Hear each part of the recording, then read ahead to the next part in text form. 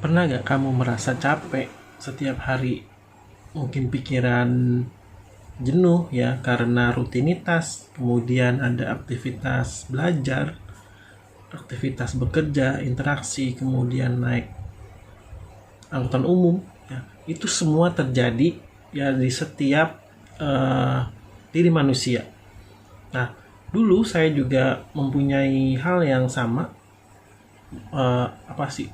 Setiap hari beban yang sangat berat. Nah, kita bisa mulai menuliskannya dengan menulis jurnal. Nah, hidup kamu bisa berubah kalau misalkan apa yang sedang kamu pikirkan, kamu bisa tuangkan dalam sebuah tulisan. Nggak perlu rapi-rapi, mungkin menggunakan bahasa kamu sendiri, kemudian menggunakan kertas yang buku bekas ya, atau notebook yang bisa dibeli di Indomaret, Alfamart. Kan ada tuh yang harganya cuma 12.000 ya.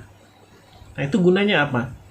Menulis apa yang menjadi kita sebuah pikiran yang mumet ya, itu sama juga kita curhat terhadap diri sendiri, jujur terhadap beban yang sedang kita rasakan. Mungkin bisa dimulai dengan aktivitas harian ya, misalkan setelah bangun subuh ya, kita langsung sholat bagi yang muslim, kemudian berdoa bagi yang non muslim. Nah, itu langsung kita tulis hari ini kita mau ngapain. Jam 7 misalkan seorang guru ya upacara hari Senin, kemudian menyelesaikan tugas-tugas yang telah dibebankan sekolah. Kemudian misalkan kamu seorang karyawan, bisa juga membuat tugas meeting, kemudian menyelesaikan laporan kepada atasan. Kamu misalkan seorang murid, jam 7 kamu sedang mengerjakan soal bahasa Indonesia ya, kemudian kamu jam 10 nanti menggunakan waktunya untuk menyelesaikan soal yang lain atau bermain. Nah, dengan menulis kita menjadi lebih rapih dalam melaksanakan kegiatan sehari-hari. Tapi selain kegiatan untuk aktivitas ya, kita bisa juga menulis dengan keluh kesah kita ya. Contohnya misalkan hari ini sangat padat. Nah, jadi apa yang akan kita laksanakan hari ini, kita catat, kemudian besok actionnya plan-nya apa gitu. Contoh ya, misalkan saya besok harus persiapan mengajar ya di mungkin Jakarta Selatan ya. Apa yang perlu kita siapkan? Yang pertama, materi laptop ya. Kita ketik, kemudian kita susun, misalkan ada pertanyaan dari peserta itu, nanti kita akan bikin suatu pertanyaan ya. Bisa juga dalam bentuk kita dokumen Word ya, kita siapin semuanya. Kemudian kita siapin ongkosnya, tulis di catatan itu, di buku kecil itu. Kemudian kalau naik kereta berapa duit, naik angkot berapa duit, kemudian kita makan berapa duit. Nah, dengan begitu kegiatan kita menjadi terencana, terstruktur. Kemudian juga tidak ada yang terlewatkan dalam kegiatan yang akan kita laksanakan. Itu namanya planning ya.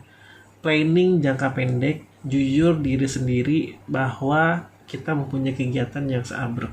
Nah, fungsinya journaling itu agar kita bisa mengaca pada diri sendiri bahwa kita mempunyai kegiatan yang banyak. Yakin kalau misalkan kita tercatat, aktivitasnya minimal tidak ada yang terlewat. Ya, kalaupun terlewat, besok kita lihat lagi. Oh, ternyata aktivitas ini belum dilaksanakan. Nah, besok kita ulangi lagi, ya. Nah, dengan menulis kita bisa menjadi refleksi diri. Nah, tapi kalau zaman sekarang kan menulis itu nggak melalui buku tulis ya, tapi bisa menggunakan handphone. Nah, kalian bisa buka yang namanya aplikasi Notepad ya. Notepad, misalkan agenda hari ini tanggal 19 Juli saya harus laksanakan meeting, kemudian pukul 8 ngapain gitu. Makanya kalau orang-orang zaman dulu pekerja kantor ya, saya lihat tuh banyak yang menggunakan buku agenda tebal yang warna hitam. Nah, gunanya apa? Pada saat ada pencatatan, dicatat ya. Kemudian ada resume pada saat meeting dengan klien gitu, dicatat. Nah, gunanya apa? Nanti bisa dilihat lagi. Terus, Pak, kalau misalkan bukunya sudah penuh, apakah kita mesti simpan dan dibaca lagi? Nggak perlu. Kalau perlu disobek-sobek dan dibuang aja. Jadi yang berlalu biarlah berlalu. Catatan journaling kita hari ini itu gunanya untuk jangka pendek aja ya, nggak perlu disimpan-simpan. Jadi saya juga punya banyak tuh buku yang 2 bulan lalu, 3 bulan lalu, nggak perlu kita buka-buka. Karena kenapa? Mungkin itu nanti ada memori yang menyakitkan ya. Misalkan kita dimarahin sama atasan, kemudian kena kesialan di jalan, kita lihat lagi, akhirnya buang-buang waktu. Ya, yang paling penting tulisan journaling itu kita simpan harian, kemudian besok kita checklist ya. Kita kerjakan dengan konsisten. Nah, cara itu bisa mengubah hidup kamu dan saya dengan lebih efektif, lebih disiplin, lebih rapi, dan juga lebih terjadwal ya. Kamu pasti mau dong punya rencana-rencana yang berhasil semua. Nah, jadi bisa dilaksanakan dengan hari ini juga. Kamu mulai tulis journaling dengan rapi ya.